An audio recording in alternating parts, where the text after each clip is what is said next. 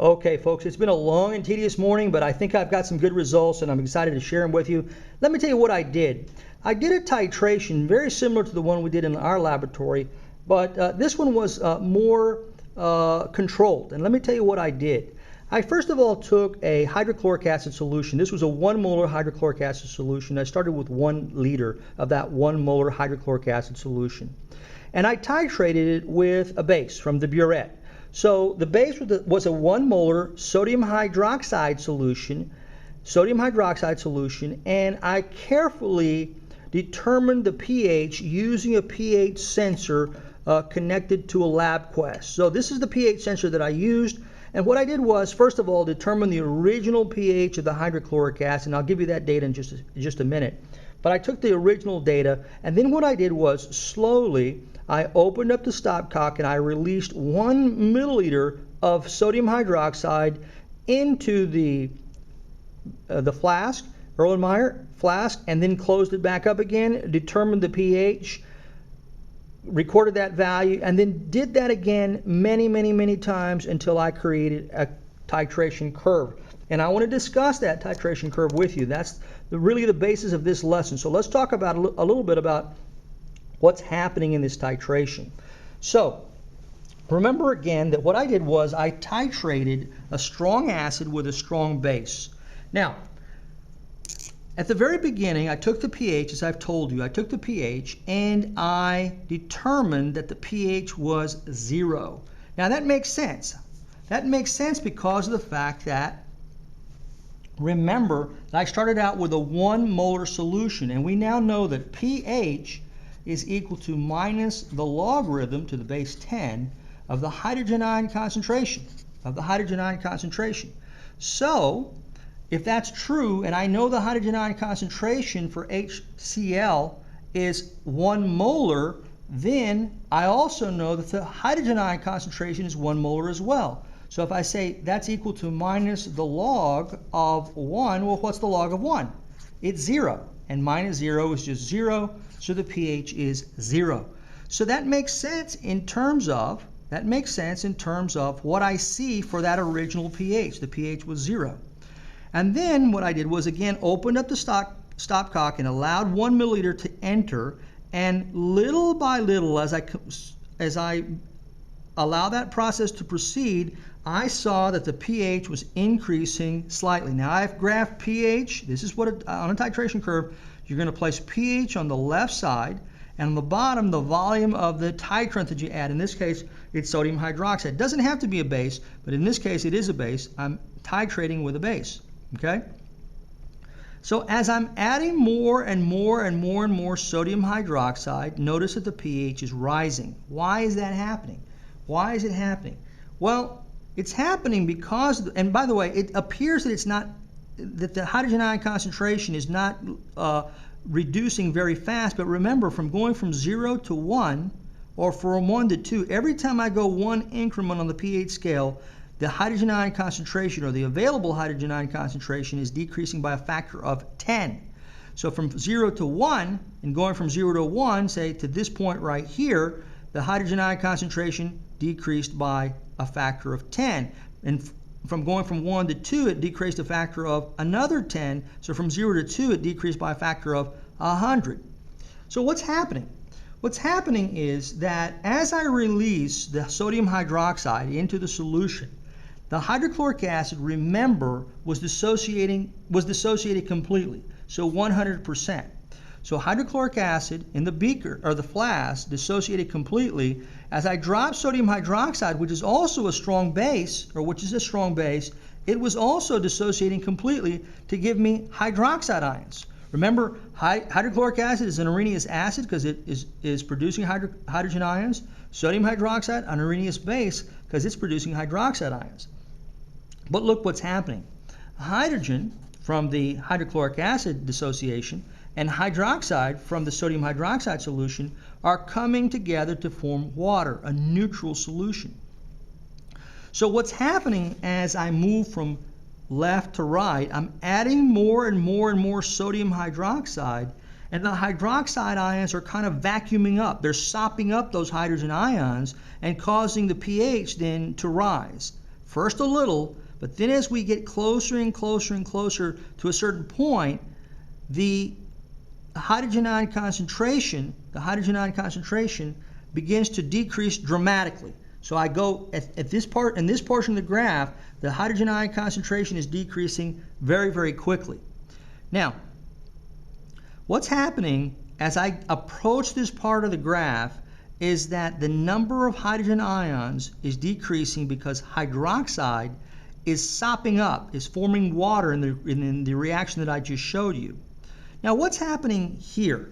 Well, what happens here is that the number of hydrogen ions begins to approximate the number of hydroxide ions. In fact, if I look at this point right there, I can see this point is what we call the equivalence point. Let me write that. The equivalence point. And that means that it is the point at which the hydrogen ion concentration and the hydroxide ion concentration are the same. All right? They are the same at the equivalence point. I want you to notice also that for this strong acid and this strong base, that the equivalence point is happening at a pH, and this just makes sense, at 7. So if I go across, just look across to the pH side of the graph, I can see that at pH 7, that's the equivalence point. And some people ask me, what's the difference between the equivalence point and the end point? The end point is what the experimenter determines is the place to stop the titration. So it might be anywhere from, say, here to here. So remember that the hydrochloric acid had placed into it some type of an indicator, probably phenolphthalein, and when that phenolphthalein turned a color of pink, from clear to pink, then the experiment was stopped.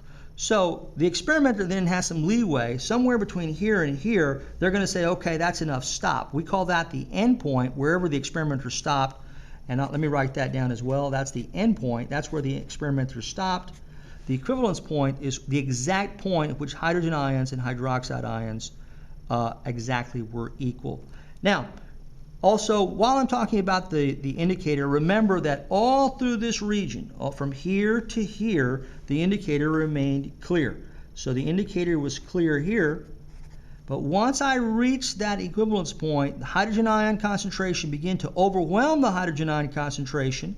There was more hydroxide than there was hydrogen ion concentration, and this area from here all the way past 1 liter, it was pink. Okay? So in this area here, in this area from here to here, it was clear. From here to here, it became pinker and pinker and pinker until it almost became like a magenta color. Okay? All right.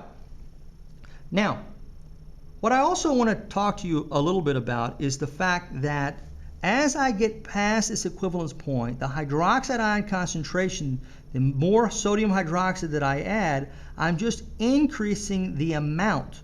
I'm increasing the amount of hydroxide, and it's overwhelming the hydrogen ion concentration, and the pH cannot do anything but go up and up and up. But of course, there's a limit at 14. I want you to notice also that this point right here, what we call the equivalence point, is 1 liter. So remember, if I started out with 1 liter of a 1 molar hydrochloric acid solution, and I started out with I titrated it with 1 molar sodium hydroxide, well, how much sodium hydroxide will I need in order to completely titrate it? Well, if I started with 1 molar sodium or hydrochloric acid, that's 1 mole per liter, and I have 1 liter, that's 1 mole worth of hydrogen ions. Well, to completely counteract that 1 mole of hydrogen chloride or hydrogen ions, I'm going to need 1 liter of a 1 molar sodium hydroxide solution. So this is the equivalence point here. The 1 liter is the equivalence point. It's the point at which I have exactly counterbalanced the hydrogen ions that were in the flask with the hydroxide ions that came down from the burette. Okay? And that, in a nutshell, is the titration curve for a strong acid titrated with a strong base. So some of the features that we're going to need to know are the fact that pH was equal to 7. pH is equal to 7. So if it's not equal to 7, you know you're not dealing with a strong acid and a strong base.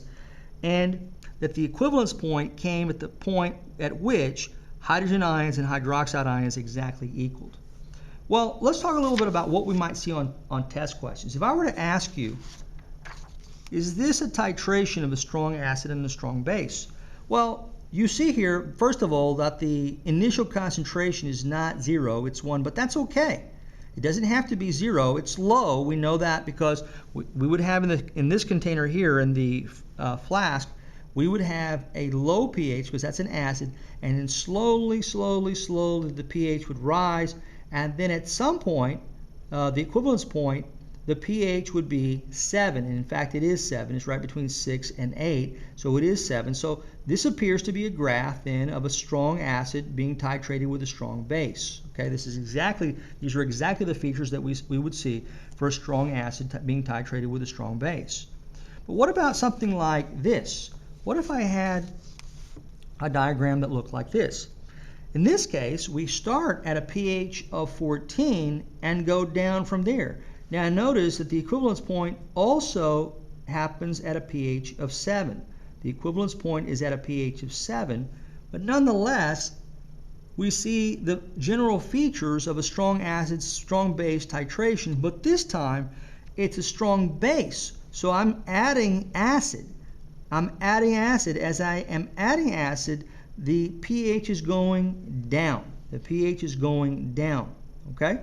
So be prepared to answer questions about titration curves involving strong acids being titrated with strong bases, like this situation here, or strong bases being titrated with strong acids, like this situation right here. Remember, the pH in each case has to be 7. If it's not 7, it's not a strong acid, strong base situation.